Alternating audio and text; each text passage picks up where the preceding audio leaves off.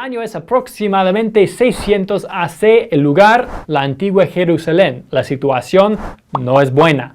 La gente es malvada, rechazan a los profetas como Jeremías, de quien puedes leer en la Biblia. El libro de Mormón sigue el camino de otro profeta, Lehi, y su familia. Dios le advierte a Lehi acerca de una inminente invasión de Babilonia y le dice que reúna a su familia y se escapen. Entonces Lehi deja Jerusalén con su esposa Saría y sus hijos. Tienen 4 hijos, Lamán, Lemuel, Sam y Nefi. La familia deambula por el desierto durante varios años. Lehi tiene un par de hijos más, Jacob y José, y finalmente terminan construyendo un barco y viajan a las Américas. No fueron las primeras personas en descubrir las Américas ni las únicas personas ahí, pero una vez que la familia de Lehi llega ahí, algunos problemas familiares causan una división. Los miembros de la familia que creen en las revelaciones de Dios se van con Nefi para comenzar su propio asentamiento. Los que no creen se quedan con Lamán y Lemuel.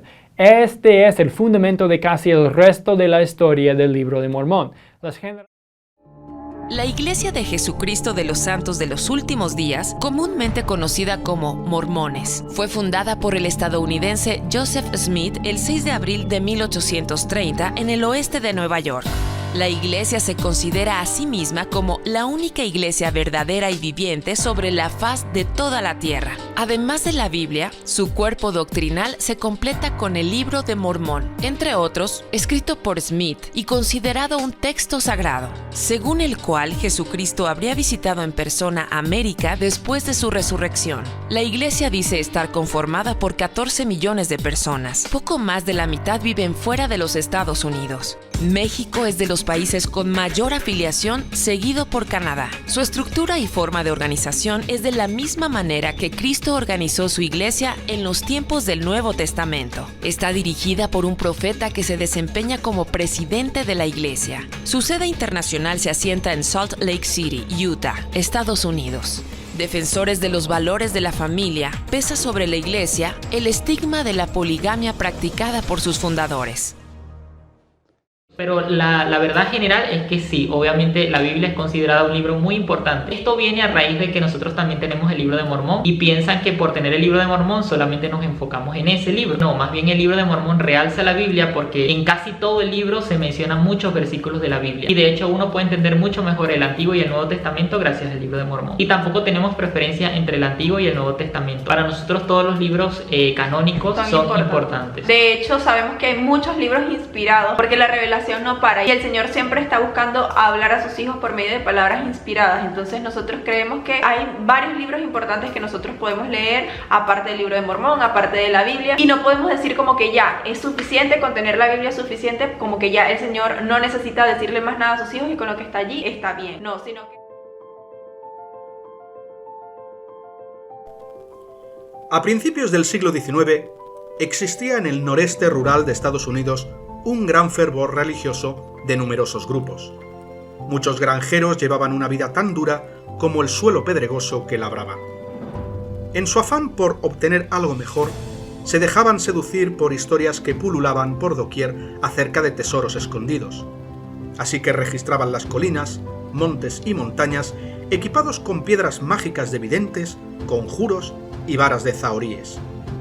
Las leyendas locales hablaban de una importante civilización india que había sido aniquilada en una batalla terrible librada en algún lugar del estado de Nueva York.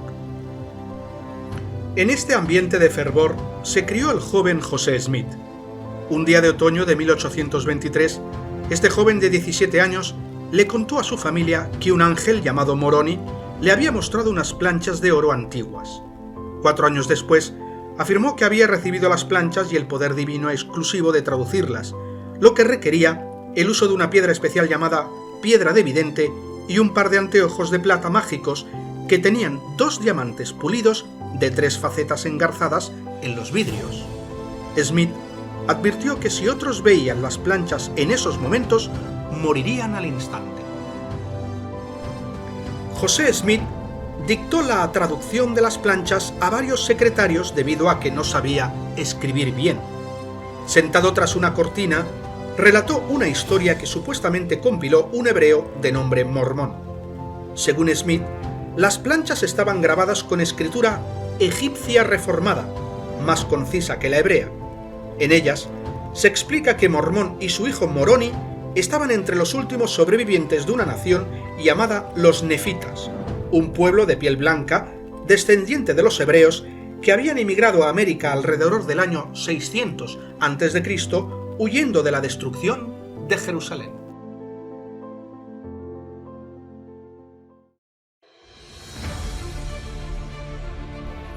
Bienvenidos amigos de Pixelando la Historia. Hoy vamos a considerar el Libro de Mormón, sus errores históricos y anacronismos.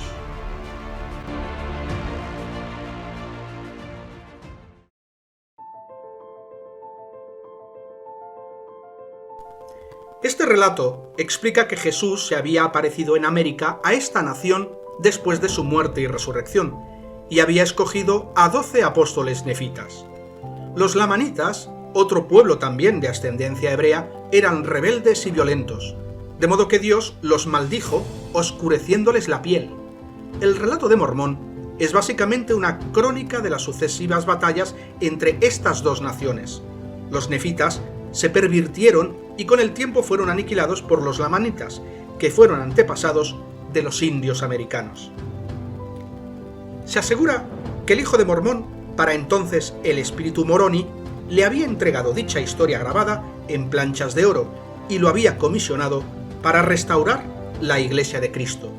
Smith consiguió adeptos enseguida. En la primavera de 1830 salió de las prensas el Libro de Mormón. El 6 de abril de ese mismo año nació la Iglesia de Jesucristo de los Santos de los Últimos Días, o más conocido como los Mormones. No forma parte de este vídeo analizar las creencias y doctrinas del mormonismo. Eso podría suceder en un vídeo posterior, sino que haremos un examen a vuelo de pájaro sobre la historicidad del Libro de Mormón, ya que se alega que abarca un periodo desde alrededor del año 600 a.C. hasta el 421 después de Cristo. Como se indica en el título de este vídeo, el Libro de Mormón contiene errores históricos y anacronismos. ¿Cuáles son? Un anacronismo se define como error que resulta de situar a una persona o cosa en un periodo de tiempo que no se corresponde con el que le es propio. Podemos situar, de hecho, en este libro errores lingüísticos y de fechas, y luego, posteriormente, anacronismos históricos, de fauna y tecnológicos. Veamos. Varios libros del Libro de Mormón están fechados antes de la venida de Cristo, pero repetidas veces hablan en cuanto a Jesucristo y su sacrificio de expiación por los pecados, su resurrección, su bautismo en agua, el bautismo por Espíritu Santo, la salvación del hombre por medio de Cristo y la necesidad de ejercer fe en él para ser salvo. Estas cosas se mencionan con la gran frecuencia que caracteriza a las obras literarias producidas después que Jesús fue muerto y resucitado. Tales declaraciones acerca de él vienen a ser anacronismos en el marco de circunstancias del tiempo que se les da en el Libro de Mormón. Como pudiera esperarse cuando se habla de los acontecimientos fuera del orden de tiempo, el Libro de Mormón de vez en cuando comete un desliz y se refiere a ellos en tiempo pasado en vez de en tiempo futuro. Segunda de Nefi 31, 6 y 8. Ahora, quisiera preguntaros, amados hermanos míos, ¿cómo cumplió el Cordero de Dios con toda justicia bautizándose en el agua? Por tanto, después que fue bautizado en el agua, el Espíritu Santo descendió sobre él en forma de paloma. A estos versículos se les asigna una fecha entre 559 a.C. y 545 a.C. Lo mismo se hace en Segunda de Nefi 33:6. Me glorío en mi Jesús, porque ha redimido mi alma del infierno. Pero preguntamos, ¿cómo puede una persona que se supone que vivió mucho antes de que Cristo hiciera su sacrificio decir que Cristo lo había redimido? Mosiah 4:2. Oh, ten misericordia y aplica la sangre expiatoria de Cristo para que recibamos el perdón de nuestros pecados y sean purificados nuestros corazones, porque creemos en Jesucristo, el Hijo de Dios, que ha creado el cielo, la tierra y todas las cosas, que bajará entre los hijos de los hombres.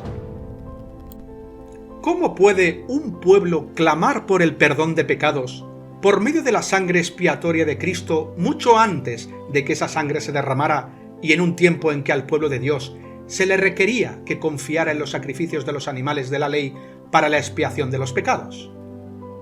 ¿Por qué ninguno de los escritores del Antiguo Testamento habla acerca de Jesucristo, su sacrificio de expiación de pecados y de la resurrección, como lo hace el Libro de Mormón? ¿Reveló Dios estas cosas vitalmente importantes a personas que vivían en América en aquel tiempo y no a estos amados siervos hebreos suyos? Mosiah 3:13. El Señor Dios ha enviado a sus santos profetas entre todos los hijos de los hombres para declarar estas cosas a toda familia, nación y lengua, para que así quienes creyesen que Cristo vendría pudiesen recibir la remisión de sus pecados. Pero, ¿por qué entonces los profetas que vivieron antes del año 124 a.C., cuando se supone que Mosiah escribió este texto, no mencionaron estas cosas en sus escritos inspirados? Otros errores. A pesar del hecho de que la palabra griega biblia, de la que obtenemos la palabra Biblia, no se usó como título para las escrituras hasta el V siglo después de Cristo, el Libro de Mormón usa el vocablo más de 500 años antes de Cristo. Segunda de Nefi 29, 3:10 dice: muchos de los gentiles dirán, una Biblia, tenemos una Biblia y no puede haber más Biblia, así que no por tener una Biblia debéis suponer que contiene todas mis palabras. El vocablo Biblia o Biblia significa libros o libritos, y se aplica a la colección de escritos inspirados que están encuadernados en forma de códice, es decir, con hojas y cubiertas.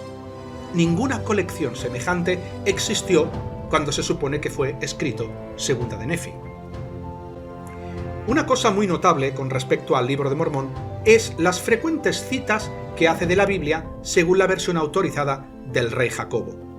Esta fue la versión que era popular durante los días de José Smith. Los libros de la Biblia fueron escritos originalmente en hebreo, arameo y griego, sin divisiones de capítulos y versículos. Estas vinieron en el siglo XVI, pero en las numerosas citas directas de la Biblia que hace el Libro de Mormón se usan por lo general las mismísimas divisiones de versículos que se hallan en la versión autorizada. En el uso liberal que el Libro de Mormón hace con lo que está escrito en la versión del rey Jacobo, ha incluido el pasaje espurio que aparece en esta versión en Mateo 6:13, dado que se reconoce que la última parte de tal versículo es una adición no inspirada a los escritos originales de la Biblia. Es lo que se llama una doxología. Este pasaje dice en Mateo 6:13, porque tuyo es el reino y el poder y la gloria para siempre. Amén. Esta expresión aparece idéntica en 3 de Nefi 13:13. Este texto espurio se puede encontrar en versiones antiguas como la versión Reina Valera de 1859. Sin embargo, estas palabras no se hallan en los manuscritos más antiguos, como el Códice Sinaítico, el Códice Vaticano, el Códice de Beza y el Códice Dublinense del siglo VI. Por lo tanto, la mayoría de las versiones modernas de la Biblia, como la versión Torres Amat, la Biblia de Jerusalén, la Nácar Colunga, la Biblia del Peregrino o la versión internacional, entre otras, no contienen este texto espurio, pero que sí está en el Libro de Mormón. Está claro de dónde obtuvo este texto José Smith.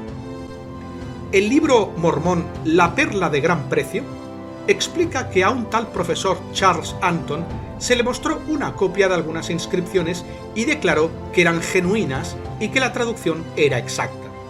Pero según el relato, al saber del origen de las planchas, se retractó de su veredicto. Esta historia no parece concordar con la afirmación de Smith de que él era el único que tenía el don de traducir el idioma de las planchas, el conocimiento del cual el mundo había perdido. ¿Cómo podía el profesor Anton confirmar la exactitud de un texto que no sabía leer, ni en consecuencia traducir?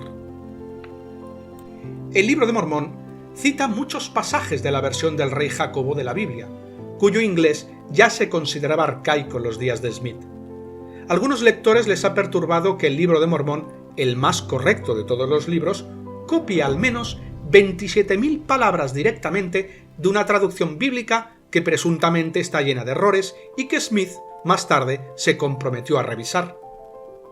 Se ha comparado la primera edición del Libro de Mormón con ediciones actuales y se descubre un hecho sorprendente: que el libro que se tradujo por el don y el poder de Dios ha sufrido numerosos cambios gramaticales, ortográficos y sustanciales. Por ejemplo, parece haber confusión respecto a la identidad del Eterno Padre. La primera edición dice en Primera de Nefi 13:40: el Cordero de Dios es el Eterno Padre. Pero ediciones posteriores indican que el Cordero de Dios es el Hijo del Eterno Padre. Los dos manuscritos originales del Libro de Mormón, que datan de 1830, todavía existen. Uno de ellos, que obra en el poder de la Iglesia reorganizada de Jesucristo de los Santos de los Últimos Días, tiene las palabras el Hijo intercaladas entre líneas. En cuanto al Libro Mormón, Doctrina y Convenios, el prólogo de las revelaciones del profeta José Smith, del erudito mormón Lyndon Cook, señala: dado que algunas revelaciones han sido revisadas por comités encargados de prepararlas para su publicación, se han observado añadiduras y supresiones textuales significativas. Uno de tales cambios se halla en el Libro de Mandamientos, capítulo 4 y versículo 2, que decía de Smith: tiene un don para traducir el libro, no le concederé ningún otro don. Pero cuando la revelación se reimprimió en 1835 en Doctrina y Convenios, leía: porque no te concederé ningún otro don hasta que se realice la traducción. Veamos algunos anacronismos y enigmas históricos. Hay a quien le cuesta asimilar el relato de que unos 20 judíos que partieron de Jerusalén rumbo a América en el 600 a.C. se multiplicaran y se dividirían en dos naciones en menos de 30 años. A los 19 años de su llegada, este pequeño grupo supuestamente construyó un templo según el modelo del Templo de Salomón, y su obra fue sumamente hermosa. Una empresa descomunal, desde luego. Para la construcción del Templo de Salomón en Jerusalén, que tomó 7 años, se necesitaron casi 200.000 peones, artesanos y capataces. Si somos meticulosos con el Libro de Mormón, nos daremos cuenta de que ciertos acontecimientos no guardan la debida secuencia cronológica. Por ejemplo, en la Biblia, en Hechos de los Apóstoles capítulo 11 y versículo 26, dice: a los discípulos se les llamó cristianos por primera vez en Antioquía. Pero notemos lo que indica el Libro de Mormón, Alma 46, 15 y 16. Y los que pertenecían a la iglesia eran fieles. Sí, todos los que eran creyentes verdaderos en Cristo gozosamente tomaron sobre sí el nombre de Cristo, o sea, cristianos, como les decían, por motivo de su creencia en Cristo que había de venir, y por tanto Moroni rogó en esa ocasión que fuese favorecida la causa de los cristianos y la libertad de la tierra. Este texto describe sucesos que, según se supone, tuvieron lugar en el año 73 a.C. Sitúa a cristianos en América antes de que Cristo siquiera viniera a la tierra. El Libro de Mormón se presenta más como una narración histórica que como un tratado doctrinal. Las frases «y aconteció» y «sucedió», o con otros verbos similares, aparecen unas 1200 veces en la edición actual, alrededor de 2000 en la edición de 1830. Muchos lugares mencionados en la Biblia aún existen. Sin embargo, se desconoce la ubicación de casi todos los lugares mencionados en el Libro de Mormón. Ciudades como Gingimno, Cedrom, Mante, Zarahemla, Gersho, y se habla de ciudades amuralladas como Git, Abundancia, Shem, Moriantón, que ni hay restos arqueológicos ninguno y no se mencionan dónde estaba su ubicación. El Amán 3.8 dice: y sucedió que se multiplicaron y se extendieron a tal grado que empezaron a cubrir la superficie de toda esa tierra. Mormón 1.7: la tierra había quedado cubierta de edificios. Nos preguntamos, ¿dónde están los restos de estas extensas civilizaciones? ¿Dónde están los diversos objetos nefitas, como monedas de oro, metales, espadas, escudos, petos, etc.? Durante más de 200 años de investigación arqueológica americana, se han acumulado un gran número de datos, se ha logrado una investigación considerable respecto a las civilizaciones precolombinas y sus tecnologías, sus movimientos y su historia.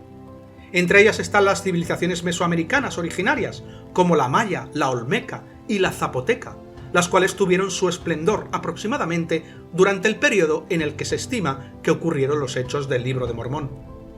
El libro afirma que existían pueblos precolombinos que eran blancos, cultos, que conocían antiguas lenguas del Viejo Mundo y tenían sistemas de escritura derivadas del antiguo Oriente Medio. Fundieron y fabricaron armas de hierro, de acero, de latón. Tenían caballos y ganado domesticados, carros. La civilización descrita en estos pasajes y en muchos otros del Libro de Mormón deberían ofrecer ciertos tipos de descubrimientos en los anales arqueológicos precolombinos. Es evidente que la falta de evidencia sobre las civilizaciones del Libro de Mormón constituye un problema para el propio libro. Si nos basamos en las estimaciones de población del Libro de Mormón, las civilizaciones descritas tendrían aproximadamente el tamaño de algunas otras civilizaciones arqueológicamente prominentes: el Antiguo Egipto, la Antigua Grecia, el Imperio Romano, la civilización maya, que también estaban en su apogeo en la época de las supuestas civilizaciones del Libro de Mormón. De estas culturas han quedado numerosas muestras en forma de ruinas, tumbas, templos, pirámides, carreteras, arcos, muros, frescos, estatuas, jarrones, armas, monedas. Los escépticos plantean que si hubieran existido en el Nuevo Mundo unas civilizaciones a tan grande escala y de tan larga vida como las que se mencionan en el Libro de Mormón, entonces deberían de aparecer pruebas físicas e irrefutables de sus restos en los anales de la arqueología americana. Nos encontramos también con discrepancias entre la Biblia y los escritos mormones. Veamos algunas. La Biblia indica que el emplazamiento del jardín de Edén se hallaba probablemente en Mesopotamia, cerca del río Éufrates. No obstante, el libro Doctrina y Convenios, capítulo 57, según lo explicó el mormón José Smith, indica que el jardín de Edén se hallaba en el condado de Jackson, en Missouri, en Estados Unidos. La Biblia dice, en el Evangelio de Mateo, que Jesús nació en Belén. No obstante, Alma 7:10 del Libro de Mormón dice que Jesús nació en Jerusalén, una abierta y clara contradicción. En el libro del Apocalipsis, en la Biblia, indica que la Nueva Jerusalén estará en el cielo. Sin embargo, 3 de Nefi 21, 23 y 24, junto con Doctrina y Convenios 84, 3 y 4, indican que la Nueva Jerusalén será terrestre y la construirán los hombres en Missouri, en Estados Unidos. Encontramos en el libro bíblico de 2 de Pedro, capítulo 1, versículos 20 y 21, que los escritores de la Biblia fueron inspirados para escribir los pensamientos de Dios. No obstante, 1 de Nefi 1, 2 y 3 y Jacob 7:26, sus profetas dicen que escribieron según sus propios conocimientos. Teniendo en cuenta tales cuestiones, los seguidores de la fe mormona harían bien en reflexionar seriamente en las palabras de su correligionario Rex Lee. La autenticidad del mormonismo se confirma o se destruye con el libro del cual deriva su apodo, la Iglesia. Para el mormón sincero, así como para todo el que se considere cristiano, representa un desafío llegar a tener una fe basada en conocimiento bíblico sólido, y no meramente en una oración emotiva. El Libro de Mormón no está respaldada por ninguna prueba arqueológica, lingüística o antropológica. No hay ninguna evidencia de la cultura hebrea en las Américas. Las pruebas de ADN indican que los nativos del continente americano proceden de Siberia, que llegaron a través del estrecho de Bering y no desde el Medio Oriente, así como los eruditos han explicado durante décadas. Después de comparar el Libro de Mormón con la historia y con la Biblia, las conclusiones inevitables que deben sacarse son estas. No está en armonía ni con la historia ni con la Biblia, sino que enseña relatos que no están demostrados arqueológicamente. Plagia de la Biblia, en gran número, expresiones usadas por los escritores de la Biblia, y las entreteje dentro de su propio texto. El Libro de Mormón, medido con la historia del Pentateuco, con la belleza de los Salmos, con la sabiduría de los Proverbios y el consejo edificante de las cartas de Pablo, el Libro de Mormón subsiste como una imitación repetitiva, gastada y no inspirada de la palabra de Dios.